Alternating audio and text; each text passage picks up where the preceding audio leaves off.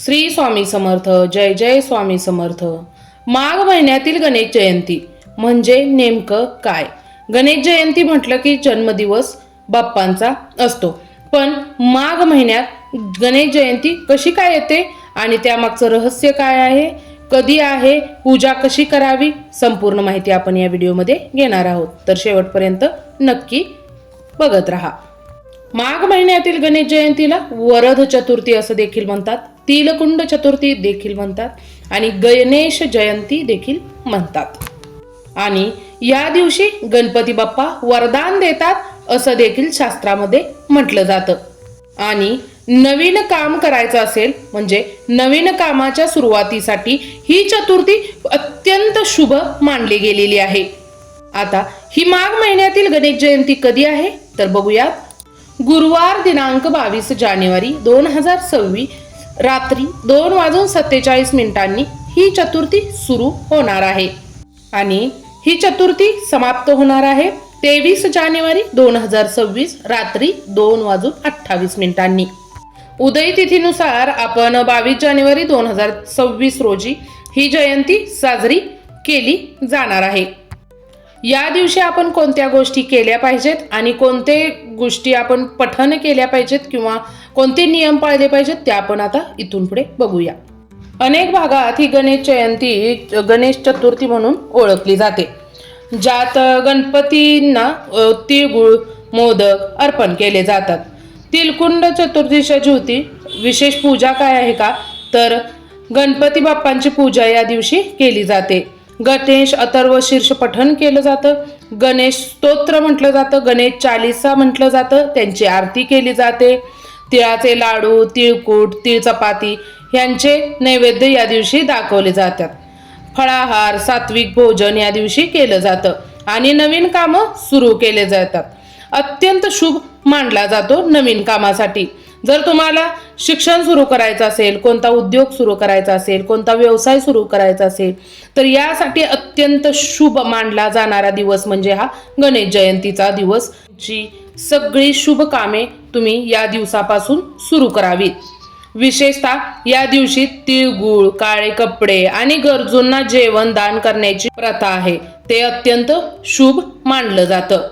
या चतुर्थीमध्ये विशेष म्हटलं तर विनायक चतुर्थी शुभ मानली जाते. भगवान श्री गणेशांची जयंती म्हणून साजरी केली जाते.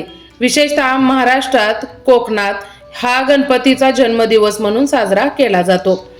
ही शुक्ल पक्षाची चतुर्थी असल्यामुळे वरदान देणारी वरद चतुर्थी असं म्हटलं जातं.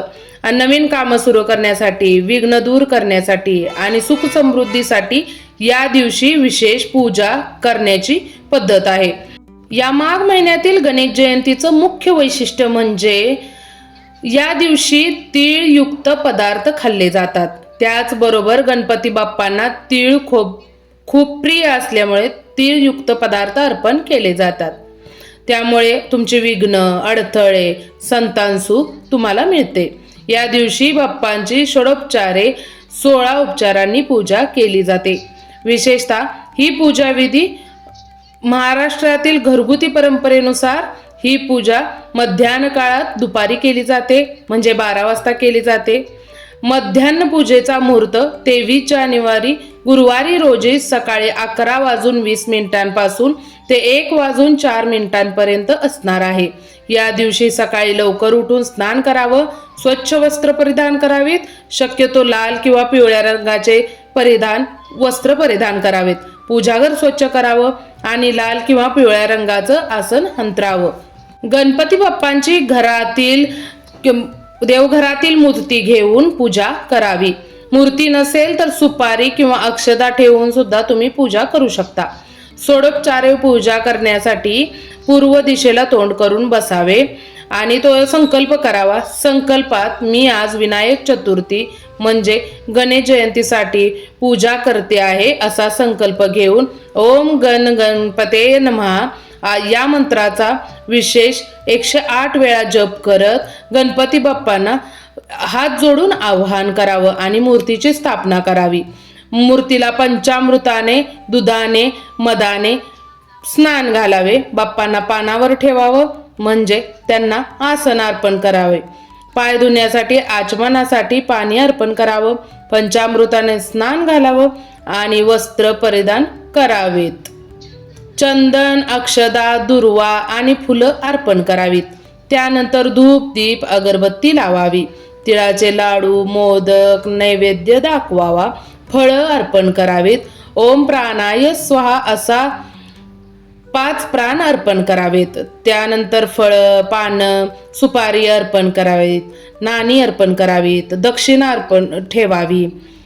आरती करून 3 किंवा 7 वेळा प्रदक्षिणा घ्याव्यात आणि आपण गणपती अथर्व शीर्ष किंवा गणेश चालीसा यांचं पठण करावं आणि गणपती बाप्पांची 108 नावं घेऊन जप करावा आणि प्रार्थना करत आपली इच्छा सांगावी आणि आपल्या बाप्पांना धन्यवाद द्यावे. पूजेनंतर प्रसाद वाटावा. गरजूंना तिळगुळ दान करावे. संध्याकाळी पुन्हा आरती करावी. या दिवशी तिळयुक्त पदार्थ अर्पण करावेत. दुर्वा, मोदक आणि भक्तिभावाने जप करावे आणि कथा वाचन करावं. या दिवशी कांदा लसूण असलेले तामसिक अन्न ग्रहण करू नये आणि द्वेष टाळावे, भांडणे टाळावेत, वादविवाद टाळावेत आणि ही भक्तिभावाने पूजा करावी. गणपती बाप्पा सर्व विघ्न अडथळे दूर करून तुम्हाला वरदान देतात अशी मान्यता आहे. तर तुम्हाला हा व्हिडिओ कसा वाटला नक्की कमेंट करून सांगा. लवकरच भेटू अशाच एखाद्या व्हिडिओमध्ये. तोवर स्वतःची काळजी घ्या आणि आपल्या घरातल्यांचीही काळजी घ्या. श्री गणेशाय नमः. श्री गणेशाय नमः. श्री गणेशाय नमः. धन्यवाद, धन्यवाद, धन्यवाद.